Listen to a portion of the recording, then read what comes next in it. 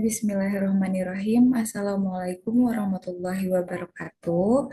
Perkenalkan, nama saya Ola Auladina dari Universitas Muhammadiyah Profesor Dr. Hamka, Prodi PGSD dengan NIM 23010255154. Hari ini saya ingin mempresentasikan proposal penelitian untuk UAS, proyek UAS dengan judul Analisis Evaluasi Pembelajaran Kognitif, Afektif, dan Psikomotorik pada mata pelajaran seni budaya siswa kelas 5 SD dengan pendekatan kuantitatif.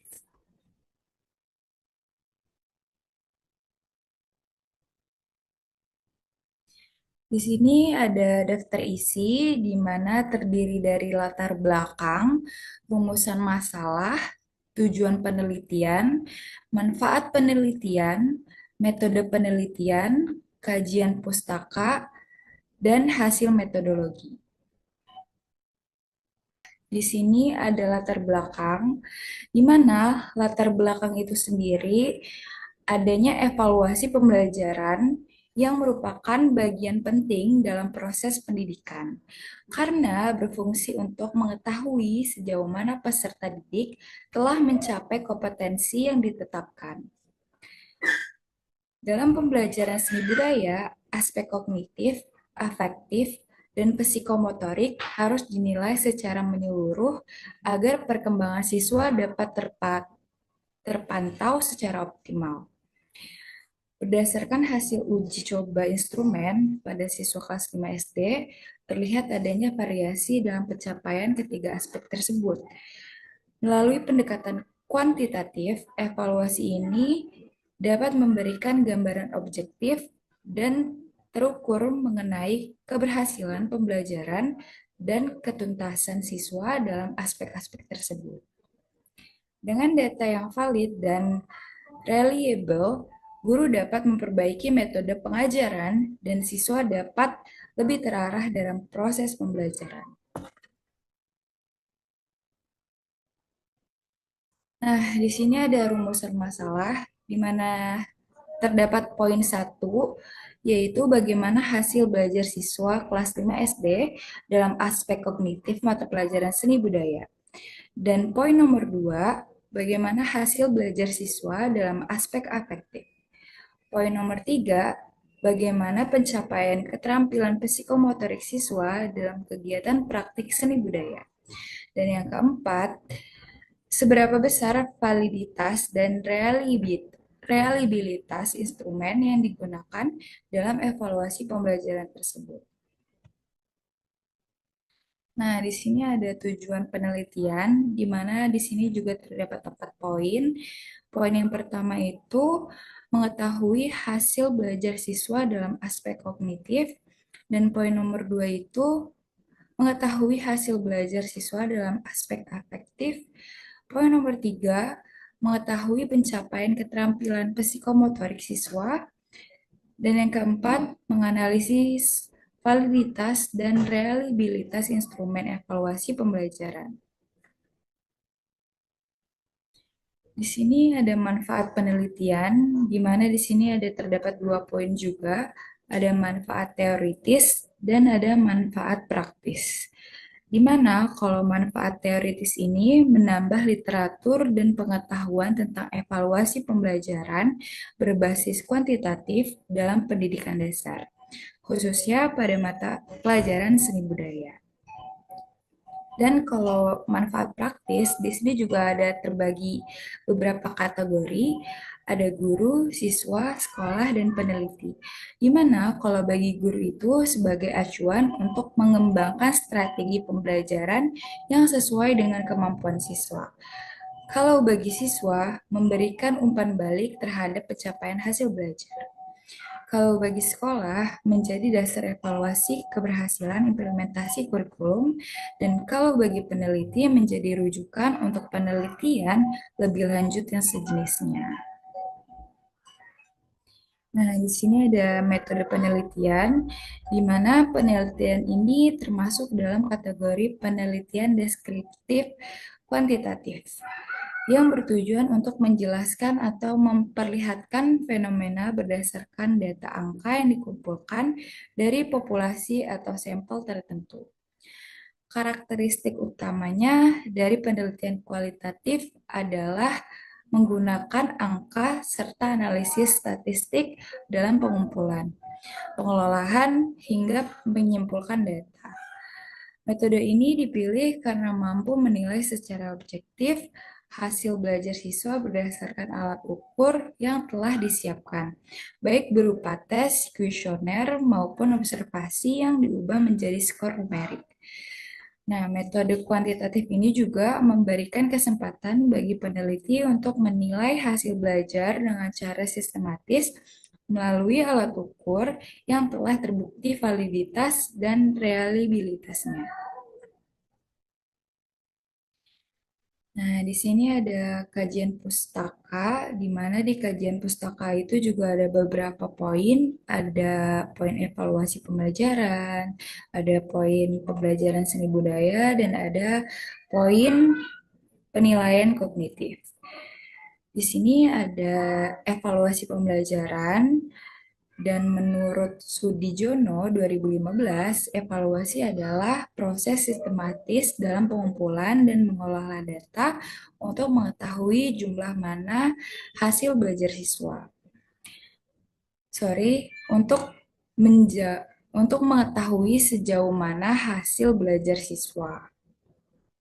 Evaluasi pembelajaran mencakup 3 domain atau 3 komponen. Yang pertama itu ada kognitif, ada afektif, ada psikomotorik. Di mana kalau kognitif itu seperti yang kita tahu merupakan suatu pengetahuan, pemahaman, aplikasi, analisis atau sintesis dan evaluasi. Kalau afektif merupakan sikap, minat, nilai dan karakter. Kalau psikomotorik merupakan keterampilan fisik dan kemampuan praktik. Nah, di sini ada pembelajaran seni budaya. Pembelajaran seni budaya bertujuan untuk menumbuhkan kemampuan siswa dalam menghargai dan mengekspresikan nilai estetika melalui kegiatan seni rupa, musik, tari, dan teater. Dalam kurikulum Merdeka, pembelajaran ini mengintegrasikan nilai-nilai budaya, kreativitas, dan keterampilan. Nah, di sini ada penilaian kognitif. Di mana kalau penilaian kognitif ini dilakukan melalui soal pilihan ganda yang mengacu pada taksonomi Bloom dalam penelitian ini. Jadi terdapat 30 soal yang diuji validitasnya dan diuji reliabilitasnya. Nah, di sini juga ada 3 poin lagi ya, ada penilaian afektif. Nah, kalau penilaian afektif ini penilaian yang menggunakan skala Likert 5 poin dengan indikator sikap spiritual dan sosial. Penilaian ini menunjukkan sejauh mana siswa bersikap jujur, disiplin, percaya diri, bertanggung jawab, dan toleransi. Dilanjut dengan penilaian psikomotorik, di mana penilaian psikomotorik dilakukan melalui observasi pada saat kegiatan praktik membuat lilin aromaterapi menggunakan rubik yang meliputi perencanaan alat, perencanaan bahan, proses, dan sikap kerja. Jadi, kalau penelitian relevan ini seperti pendapatnya Mulyasa tahun 2020 menunjukkan bahwa pendekatan kuantitatif dalam mengevaluasi pembelajaran sangat membantu guru dalam membuat keputusan yang berbasis data.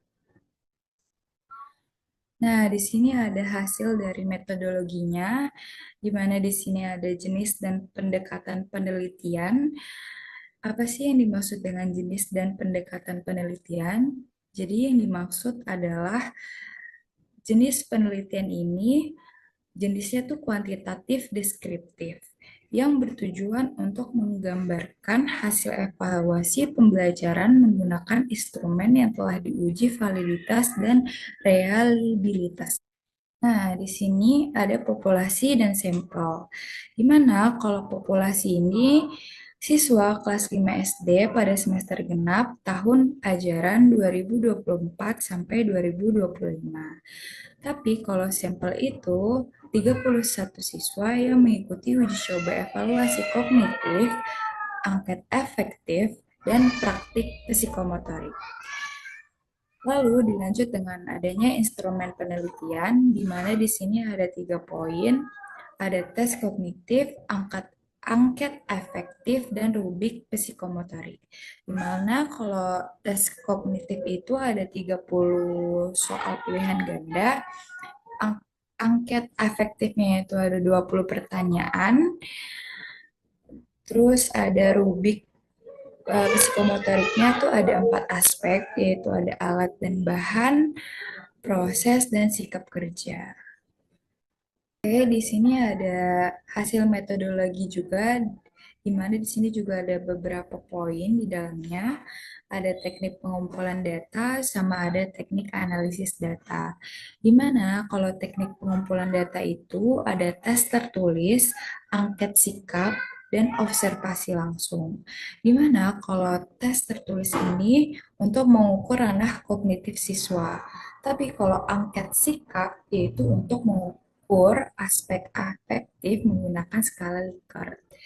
Oke, di sini ada observasi langsung di mana selama praktik pembuatan lilin aromaterapi untuk aspek psikomotorik. Jadi di sini kita ada lembar LKPD. Jadi siswa diminta untuk bereksperimen dan diminta untuk membawa alat dan bahan yang sudah ditetapkan di LKPD tersebut. Lanjut, di sini ada teknik analisis data di mana ada mencakup 3 aspek juga, ada aspek kognitif, afektif, dan psikomotorik juga. Dan di mana kalau misalkan kognitif ini ada skor tes dianalisis terhadap KKM-nya. Jadi KKM-nya sudah ditentukan oleh gurunya. Misalkan yang tertera adalah KKM 70, berarti kita masukkan di sana 70 untuk datanya. Terus ada lagi uji validitas menggunakan korelasi Pearson atau reliabilitas menggunakan rumus KR-20. Kalau untuk afektifnya ini, scoring dari skala 1 sampai 5, kemudian dikonversi ke kategori A sama dengan sangat baik, B sama dengan baik, dan seterusnya. Nah, kalau uji validitas dan reliabilitas instrumen menggunakan SPSS itu bisa juga untuk dimasukkan data-datanya secara manual. Terus kalau psikomotorik, di mana di sini ada penilaian berdasarkan rubrik 4 aspek dengan skor 1 sampai 4. Dan kalau data analisis untuk melihat distribusi ketercapaiannya per kategori. Jadi misalkan ada sebenarnya sama aja kayak poin efektif, ada baik, sangat baik, kurang, dan selebihnya. Nah, di sini kita sudah di penghujung untuk kesimpulan dari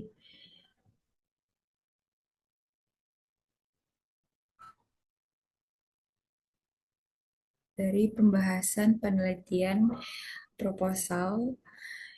Jadi kesimpulannya itu berdasarkan uraian latar belakang, kajian pustaka, dan metodologi yang telah disusun, dapat disimpulkan bahwa penelitian ini bertujuan untuk mengevaluasi hasil pembelajaran seni budaya siswa di kelas 5 SD secara menyeluruh melalui pendekatan kuantitatif. Penilaian dilakukan terhadap 3 komponen utama, yaitu kognitif, afektif, dan psikomotorik, dengan menggunakan instrumen yang telah diuji validitas dan reliabilitasnya. Hasil dari penyusunan instrumen dan pelaksanaan uji coba menunjukkan bahwa satu, aspek kognitif dapat diukur melalui tes pilihan ganda yang mampu menggambarkan tingkat penguasaan materi siswa meskipun masih diperlukan revisi terhadap beberapa soal untuk meningkatkan validitasnya. Lalu yang kedua, aspek efektif menunjukkan hasil yang baik di mana mayoritas siswa menunjukkan sikap spiritualitasnya dan sosial yang positif selama proses pembelajaran berdasarkan angket skala Likert. Nah, lalu poin yang ketiga, aspek psikomotorik dapat dinilai secara efektif melalui kegiatan praktik membuat kerajinan lilin aromaterapi yang mencerminkan keterampilan, kerapian, dan sikap kerja siswa. Secara keseluruhan, evaluasi pembelajaran berbasis kuantitatif pada mata pelajaran seni budaya ini memberikan gambaran yang jelas, terukur, dan menyeluruh mengenai perkembangan belajar siswa. Jadi, hasil penelitian diharapkan dapat menjadi dasar dalam perbaikan strategi pembelajaran serta peningkatan kualitas penilaian yang lebih objektif dan bermakna. Lalu di sini ada galeri penelitian. Waktu itu saya observasi, lalu menginput data-datanya di Excel dan menginput lagi untuk hasil keseluruhan di Word-nya. Oke, mungkin cukup sekian yang bisa saya sampaikan untuk hari ini. Kurang lebihnya mohon maaf. Wabillahi taufiq wal hidayah. Wassalamualaikum warahmatullahi wabarakatuh.